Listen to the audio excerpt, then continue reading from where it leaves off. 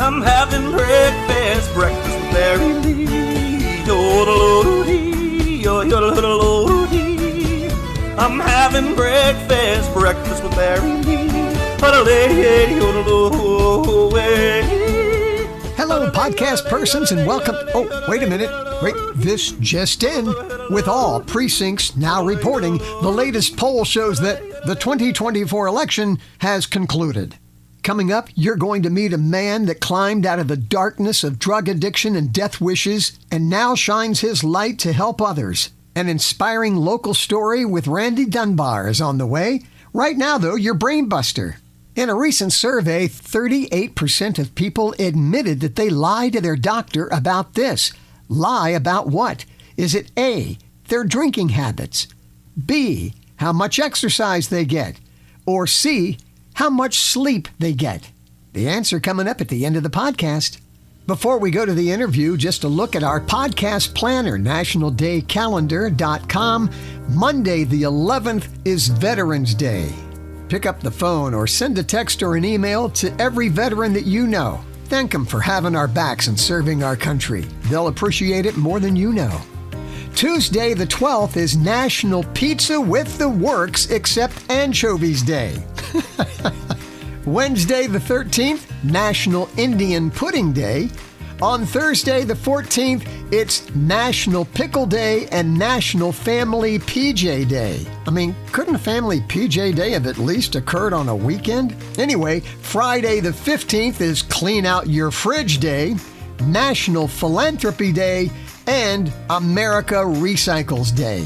For the weekend, Saturday, November the 16th, Fast Food Day. Like we really needed a special day for that, right?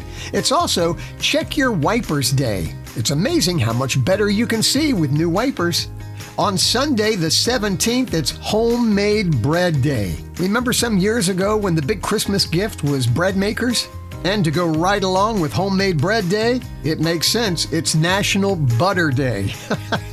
All right, sit back and be inspired. My guest this week is one of the most upbeat, happy, positive people that you'll ever have the pleasure to talk to. His enthusiasm is contagious. He and I sat together at a dinner event a few weeks ago, and he began to share a story. And I asked him to come on the podcast to share that story with our podcast family. Randy Dunbar, welcome. Hello. Thank you. I am so grateful for your joining me and shining your light on our listeners. And as I learned at dinner with you, your journey to the light was filled with some pain and darkness, and maybe walk us through that. I now live in Stevens City, Virginia, and I came by way of Northern Virginia and Washington, D.C. I grew up in Washington, D.C., and I got involved into the underworld in Washington, D.C., and ran the streets and learned how to use drugs and got heavy into it and almost died from it.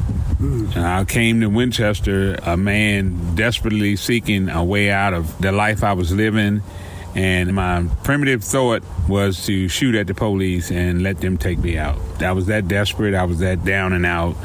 I hated myself. I did a lot of things that I definitely knew that I was a bad person and I needed help, and I didn't know how to receive the help. So I got up here because of two women that lived up here, and we were friends. Even when we was using, we were friends, and they invited me to try recovery up here. And I thought that would not work, but I had no other choice. I couldn't kill myself, and the thoughts was in my head to just let the police take me out. But when they came and got me on a warrant in Triangle, Virginia, I was asleep. I had a gun under the bed, but I didn't get a chance to take that wish out. And God was right there with me because they caught me when I was asleep. I went to Fairfax County Jail. When I got out, I started using again, and I just cried because I knew that I was a destructive person and I had no hope of life. I really needed some kind of power greater than myself to help me because there's so much pain in using drugs when you don't want to use them. And you keep doing things that is detrimental to everybody. You can't trust yourself. You can't trust nobody. And you need help, and you don't know how to receive it. But these two women was up here in Winchester, and I knew nothing about Winchester. And man, they took me to this program, the detox up here, and the man told me I was 6 hours past detox. It was a 6-hour detox, and I need something more than that, so they sent me up to this place called Edge Hill. And Edge Hill was on a weekend, on Saturday, and they told me to come back Monday, and I came back, and then they said they didn't have a bed. But Tuesday they called where I was staying up here, and I was about to go back to the fire and get high again, and then they called and told me they had a bed. Wow. They said, we have a bed for you, and you can come and take it. That call saved your life. And so I went up there, and I took the bed for 30 days, and they let me stay a little bit longer, and I started working. First job was Mimco, and then I didn't have a place to stay after Edge Hill, so I was going to this men's meeting, and this guy, I cried in the men's meeting. They was talking about step 1, and I cried, and the real gut level stuff that was inside of me came out, and then the man at the halfway house felt that and asked me to come to 512 South Braddock Street. And I went up there the next day, and he asked me, did I want to come and live there? Because if I go back to D.C., I'd probably wind up dead. So he let me come to Lower Fairfax Community Halfway House, and my journey began. And after completing, staying there for 90 days and getting a job at Mimco, and then I went from there to Glazed Components, and then I went from Glazed Components to ABS, Advanced Building Systems out in Clearbrook. And then they closed down, and by that time I moved into my own apartment up on Cork Street and had 5 guys go up there with me with the key, and we prayed over the apartment that I wouldn't turn it into a drug house. And Advanced Building System closed down, and I went to a temp agency and went to the Trex Company. And the Trex Company, they didn't hire me right off the bat. I had to go 90 days, and then after 90 days, I was on a crew that really liked my work and liked me, and they begged them to hire me, and they hired me. Wow. And I'm a convicted felon, so, yeah. And then from that point on, man. How long at Trex? I stayed with Trex for 25 years. Wow, incredible. So Edge Hill and Lord Fairfax Community House, you met some incredible people that believed in you. Oh, they're the top of the line. They are wonderful people. Jeff was my counselor. Eddie was my director at the house. And then at Edge Hill, it was Dee Dee and Debbie Millette and Pat Sargent and Phyllis Hefferman. Oh, my God. They nursed me back to health. Malnutrition. I had bad teeth. I had bad feet. I had 1 bag of clothes. They took me in. Wow. So you turned your life around because others believed in you. And now, what you're doing for others that are going through what you went through, tell us about all the work you're doing now, giving back. Well, I got in the 12-step program, and I got the sponsor and the grand sponsors, and we went to meetings, and we learned how to give back, and then we worked through the steps, and learned about myself. And now, for the last 26 years, I have been volunteering at the jail, go into jail and tell my story, and I go in the juvenile detention center, and I go in there and talk to the juveniles and tell them how bad I was as a juvenile and how things progress from one drug to another, how things progress from your behavior. It starts with a behavior problem, and then it winds up being a drug problem, and then it winds up being the major problem. And now I believe in a higher power. I believe in God. I know He's got my back, and, one day at a time and doing the right thing. And so you're retired now, right? I have now been at Trex, and I built a big family right there at Trex, working there for 25 years. I got some top-of-the-line people that I've met, and finally, I went back and did the steps, and in the step work you do 1, 2, and 3, you give up. 4, 5, and 6, you clean up. 7, 8, 9, you go back and make restitution and you make up. And then 10, 11, 12, you keep up. I had to go make up in step 9. I went back and paid people money because I was working out of town when I was at ABS, and I was saving money. And then my student loan was defaulted. I had a hit and run when I was running from the police. I had fines. I couldn't get my license back unless I paid all these fines with like $3,500 worth of fines. And once I did that, my credit started going up.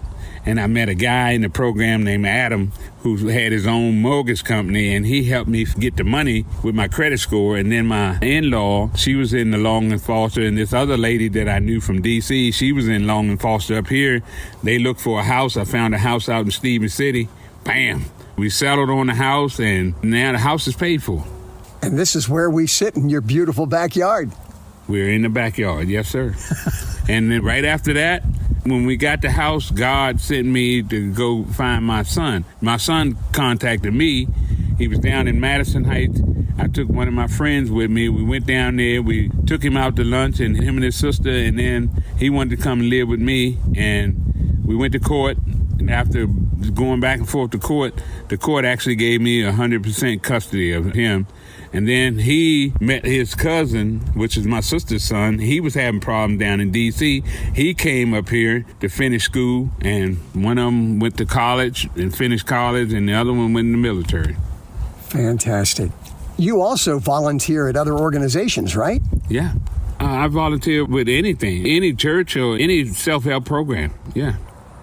So for anyone listening right now that's going through a problem or have someone that they love and know that's going through a problem, your message is that there's hope. There's a big hope. There's a lot of hope. Nobody has to die. I reached the end of my rope. My rope was to die. Today I want to live. I love living. That's what was so impressive. Just sitting next to you, you're so outgoing. You're so full of life. You're the first one up on the dance floor and the last one off. You've got a second chance. I got the best chance in the world. And I knew Barry from being on the radio. And when I first came to the Hill, Phyllis and Debbie, they said, you got a radio voice. I was like, well, I don't know. You got a radio voice. And now I'm on the radio. Life is good, I'm telling you. Life is good. Randy Dunbar, you are an inspiration, and he just keeps giving back. That's right. One day at a time, just for today. We never have to use again. All any of us have is one day, and man, you're out to make the most of each and every day. Yeah, golfing, hunting, fishing. Tonight, guess what? I have a relationship with 8 grandkids. We going bowling tonight. They got a $2 bowling night, and I try to take them out and have a good time. We eat pizza and all that. I have a relationship with all my grandkids, and it's beautiful. Randy Dunbar, thank you, my friend. Thank you. Thank you, Barry. Wow, talk about inspiring. Hey, before we reveal the answer to the Brain Buster, an opportunity for volunteering at Watts, which is the Winchester area temporary transitional shelter. Watts is seeking medical volunteers to be a compassionate presence and listening ear for their guests in the evenings at the overnight shelter. Doctors, nurses, PAs, CMAs, EMTs, if you would like to provide basic first aid and evaluation, please get in touch with Watts. Their website, watts-homelessshelter.org, or call 540-327-5431. And a little plug for Chain of Checks. Watts is one of the 4 charities that we're reaching out to help this year with a grant. We're also trying to help the Winchester Rescue Mission, Blue Ridge Habitat for Humanity, and the Laurel Center Intervention for Domestic and Sexual Violence. You'll find all the details and the upcoming schedule of events at chainofchecks.com. Let's see how you did on the Brain Buster. 38% of people lie to their doctor about this. Lie about what? Is it A, their drinking habits, B, how much exercise they get, or C, how much sleep they get? And the answer is, how about A, their drinking habits? I think one sure giveaway would be if the doctor smells it on your breath and you offer a toast to his health. Thanks so much for joining me at the table for the Breakfast with Barry Lee podcast. Share my website with others so they can join us too, breakfastwithbarrylee.com. In closing, being that on the Brain Buster, one of the options was we lie to our doctor about how much exercise we get, my exercise routine consists of doing diddly squats. Have a blessed week.